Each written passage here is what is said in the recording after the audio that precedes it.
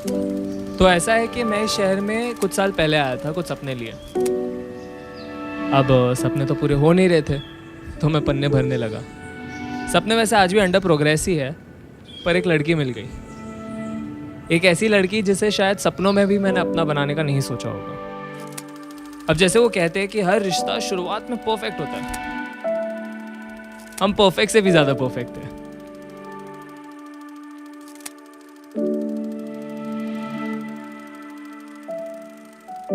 पर 2 महीनों से एक बात पे टकरार चल रही है हमारी।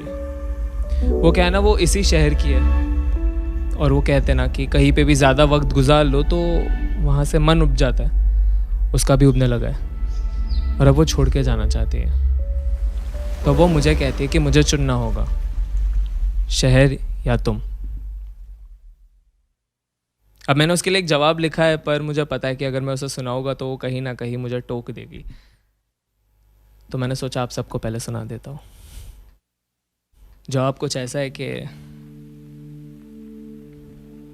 किसी गली से गुजरते तो भीड़ को देख के हम सहम जाते थे। हमारी टकराती उंगलियां एक दूसरे का हाथ थाम लिया करती थी। इसलिए नहीं क्योंकि हमें खो जाने का डर था, इसलिए क्योंकि हमें एक दूसरे को खोने का डर लगा रहता था। फिर भीड़ को पीछे छोड़ जब मैं उसका हाथ छोड़ता तो वो फिर से थाम लेती और पूछती, सिर्फ भीड़ के लिए पकड़ा था? लोकल की गर्दी में मैं उसकी ढाल बन के उसके सामने खड़ा हो जाता और फिर उसकी आंखों में खो जाता। वो शर्माते हुए यहाँ वहाँ देखती, फिर नजरें मिलाती और मुस्कुराती। अक्सर लोगों के धक्के हमें थोड़ा और नजदीक ले आते थे। फिर शाम को बिना भीड़ की ट्रेन में जब हम चढ़ते तो वो कहती कि सामने खड़े रहो ना। मुझे समुंदर किनारे डूबते सूरज को देखना पसंद था और उसे उगते। तो दोनों की ख्वाहिशों को पूरा करने के लिए हम वहीं बैठे रहते और उस बीच वो सारी बातें कर देते जो आज तक किसी से नहीं की। फिर मैं जब जाने के लिए उठता तो मेरा हाथ थाम कर एक बेफिजूल सा सवाल पूछती कि सूरज फिर से डूबेगा ना? देखो, हल्की जेब महंगे होटलों में फेसबुक चेक इन तो नहीं करने देती, लेकिन हाँ, गली नुक्कड़ से मुलाकात जरूर करवा देती है। उन गलियों में मैंने तुम्हारा एक अलग रूप देखा है, ऐसा रूप जो दुनिया से बिल्कुल अनजान है, जो खुद ही में मदमस्त रहता है। अरे वही जो पानीपुरी वाले से कहता है कि एक और सूखी पूरी दो ना।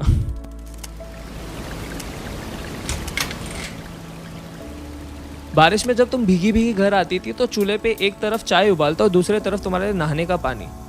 पर जैसे तुम चीखती तो मैं बर्तन को अपने हाथों से यूं उठा लेता था और चटका लगने पे खुद चिल्लाता था। तुम दौड़ी दौड़ी आती, मेरी उंगलियों को अपने लबों से लगाती और कहती, कोई तो काम ठीक से कर लो। कभी कभार जब बिजली चली जाती थी तो तुम डर के मारे मुझसे लिपट जाती थी। फिर मैं एक मोमबत्ती जलाता था जिसकी छोटी सी लौ में तुम्हारे आंखों का रंग साफ दिखता था, जिसमें मैं डूब जाता था। फिर तुम उस लौ को बुझा देती और कहती कि अब देख के बताओ।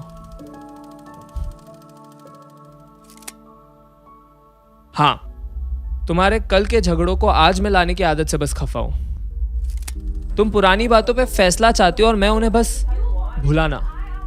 तो अंत में हम बिना फैसला किए उन्हें बस याद कर लेते थे और दोनों नाखुश होते थे।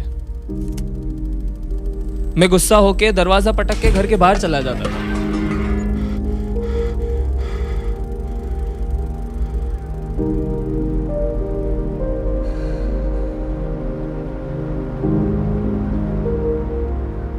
और फिर जब आधी रात को लौटता तो तुम वहीं बैठी रहती थी, एक ही सवाल के साथ, खाना खाओगे? नाराजगी के मारे जब हम फासले बनाते थे तो बिस्तर का एक सिराना तुम पकड़ लेती थी और एक सिराना मैं। पर क्योंकि बिस्तर ही छोटा था तो हमारे सिराने कहीं मिल ही जाते थे। फिर अपनी उंगलियों से तुम्हारी जुल्फों को मैं तुम्हारे कानों के पीछे करता और तुम बड़े प्यार से कहती, जाओ माफ किया। ये मेरा जवाब था उसके लिए।